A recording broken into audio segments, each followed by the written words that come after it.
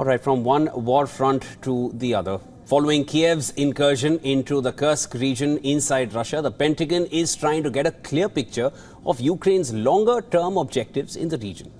Now, the recent surprise move by Ukraine is changing the trajectory of the war. It's boosting morale among Ukraine's war-weary population.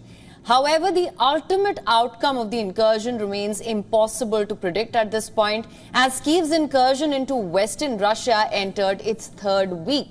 According to Russian sources, Ukrainian forces have either destroyed or damaged all three of the bridges over the same river in western Russia. And so that continues to be our focus. As it relates to their operation in Kursk, as I mentioned, they clearly have compelled the Russians to struggle in their response. It has certainly demonstrated the creativity and the battlefield prowess of the Ukrainians.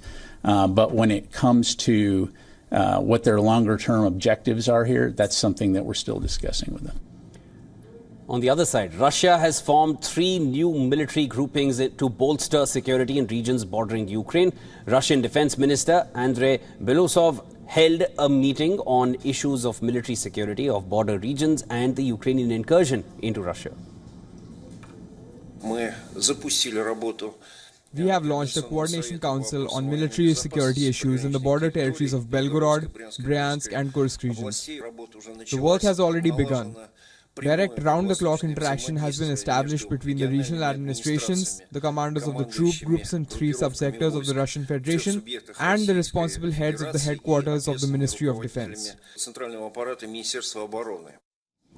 Russian Defense Ministry released a video it said showed the aftermath of a firefight in the Kursk region, in which a number of Ukrainian military vehicles were destroyed by a unit of the Russian Marines. In his first visit in nearly 13 years, Russian President Vladimir Putin made an unscheduled trip to Chechnya. Putin was greeted by Chechnya's self-styled strongman leader Ramzan Kadyrov. He then went on to visit a Special Forces academy bearing his own name and speaking with volunteer fighters who trained there prior to being deployed in Ukraine. Putin later held talks with Kadyrov at the Chechen leader's residence in Grozny. Meanwhile, Russia hit energy infrastructure in northern Ukraine in an overnight missile and drone attack and caused a huge fire in the west of the country. Ukraine's Air Force commander said that its forces shot down 3 ballistic missiles and 25 of the 26 drones launched in the attack on 9 regions across the country.